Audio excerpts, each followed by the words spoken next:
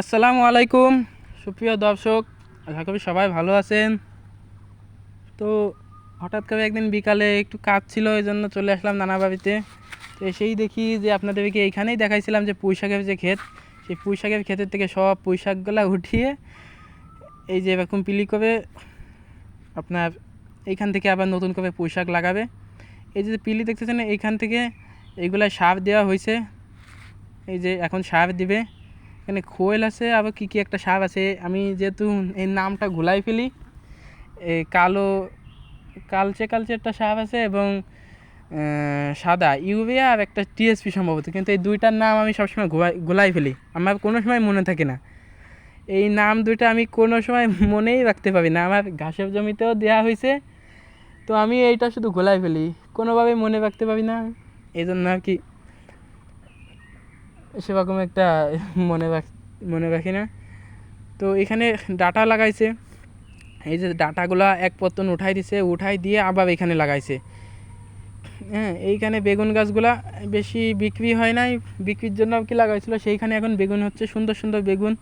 তো বেগুন গাছের মধ্যে একটা সুন্দর পেয়ারা গাছ লাগাইছিল, যেহেতু আপনাদেরকে একটা পেয়ারা গাছ দেখাইছিলাম, আমার নানি বাড়িতে একটা পেয়ারা গাছ হয়েছিল এইখানেই। তা আমি তো অত জানি না, কিন্তু মামাদের কাছে এবং আমার চাচাদের কাছেও শুনছি যে ওইখানে নাকি হাফ কেজির উপরে প্রায় 3 পোয়া সাইজের পেয়ারা হইতো, এবং কেজি কেজিও নাকি হইতো, এত বড় পেয়ারা। কিন্তু আমি অত বড় পেয়ারা দেখিনি, কিন্তু হাফ কেজি হইতো এটা সত্যি, ওইটা আমি দেখছি, ছোটোবেলায় দেখছি হাফ কেজি হইতো। তাহলে বুঝতে পারছেন কত বড় একটা জাত। এই পেয়ারা গাছের একটা রহস্য আছে।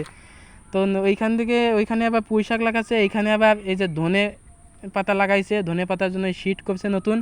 ওইখানে যে চটাগুলো দেখাইছি আপনাদেরকে, ওই চটাগুলো হচ্ছে এই যে ডান সাইডে যে দেখতে পাচ্ছেন এইগুলা, এরকম করে দেবে, এই চটাগুলো দিয়ে এইভাবে করে দিয়ে আর কি ধনে পাতা লাগাইছে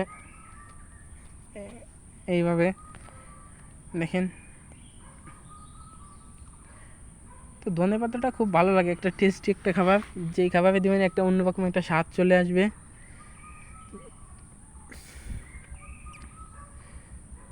এইখান থেকে মনে করেন প্রথমে বোনা ঘাসগুলো তুলছে, বেলে মাটি তো তুলতে অতটা কষ্ট হয় না, কিন্তু আমার ঘাসের বাগানে আঠুলে মাটি তুলতে অনেক কষ্ট হয়। এখানে আকড়া কোদাল আছে, ওইটা দিয়ে টান দিলেই উঠে যায়, কিন্তু আমার ওইখানে আমি চেষ্টা করে দেখছিলাম, ওরে আল্লাহ, শক্ত মাটি, ইটের চেয়েও শক্ত।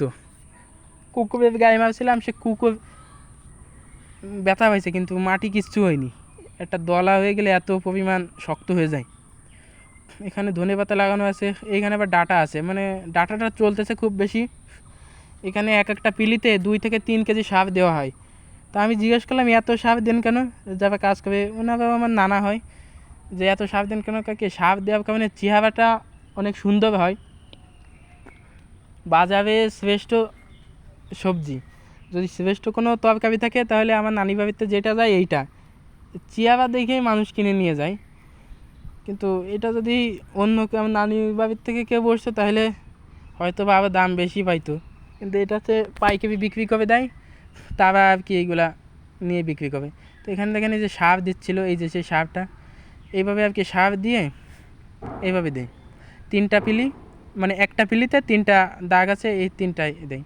তো এক এক গামলা করে একটা মাপ আছে, আমি দেখি নাই, ওই অনুযায়ী এখানে সার দেয় এক পিলিতে, একটু বেশি বেশি দেয়, যার কারণে ফলনটাও ভালো হয়, চেহারাটাও অনেক সুন্দর হয়, দেখলেই মনে করেন মন ভরে যায়। এরকম করে প্রত্যেকটা যে পিলি সব কটা এরকম করতে হবে, তো এরকম সময় লাগবে। তো আপনাদেরকে আরও একদিন দেখাবো যে পুঁই শাক লাগানোর পরে হয়তো আমি একদিন যাইতে পারি, অথবা এই যে গরু হাটের দিন যাব। আমার নানি বাড়ির পাশেই হাট বসে, স্কুল মাঠে, ওইখানে পথের বাজার হাই স্কুল, ওইখানে হচ্ছে হাট বসে, তো এখানে আর কি যাবো। তো এইভাবে সার দেওয়া, তো আমার এটা আর কি পছন্দ হয়েছে, দেখেন সুন্দর লাগতেছে অনেক। সার দিয়েও কিছু থেকে গেছে, সেইগুলো আর কি দিয়ে যাচ্ছে, মানে প্রচুর পরিমাণে একটা যা দেওয়ার দরকার 1 কেজি যেখানে লাগায় সেইখানে দিচ্ছে 2 কেজি। এমনি তো শাকসবজির চেহারা তো এমনিই ভালো হবে, ভালো হওয়ার কথা আমি যা মনে করি। এই ডাঁটা শাকগুলো প্রচুর চলতেছে, এবং এই ডাঁটাগুলো রান্না করলে একটা মিষ্টি মিষ্টি লাগে। তো এই ডাঁটাগুলো কেমন হয়েছে জানি না, কিন্তু এর আগেরগুলা রানছিল তো একটা নুনতা নুনতা ভাব, বাসায় আমি খেয়ে দেখছিলাম, যে নুনতা নুনতা একটা ভাব, মনে হচ্ছে লবণ বেশি দিছে, বা পানসা পানসা যাকে বলে, পানসে পানসে একটা ভাব। কিন্তু এখনের ডাটাগুলো আবার ঠিক আছে, এখন এইগুলো আর কি আল্লাহ রহমতে ভালো হয়ে গেছে। তো এইভাবে আর কি একজন বুনো ঘাস তুলতেছে, আর একজন কিছু বুনো ঘাস তোলা হয়ে গেছে, এক একজন এক একটা পিলি ধরতেছে, এক একজন এই আঁকবা কোদাল দিয়ে দাগ টানতেছে, আর আরেকজন এইভাবে আর কি সার দিচ্ছে। তো বুনো ঘাস আমরা এখান থেকেও কয়দিন নিয়ে এসে খাইয়েছি গরুকে। তো এইখানে আবার দেখেন কুমড়া শাক লাগাইছিল, চাল কুমড়া শাক, এইখান থেকে ওই শাকটাও অনেক সুন্দর। পাশে কিছু ঢ্যাঁড়স গাছও ছিল, ঢ্যাঁড়সও হয় এখানে আর কি। আমার মেজে মামার ঘর এটা, এই যে যে পাশে এই ছোটো করে এই কভার দেখতেছেন, ওইটা আর কি রান্নাঘর বানানোর জন্য রাখছে আর কি, পরে এটা আর কি করা হবে রান্নাঘর। এই দেখেন কত ঘাস, প্রচুর পরিমাণে ঘাস। ওইটা দেওয়া, ওই কোনারটা দেওয়া হয়ে গেছে, ওই পাশেরটা এবার এইটা দিচ্ছে।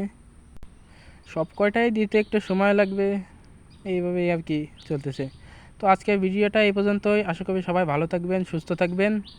আসসালামু আলাইকুম।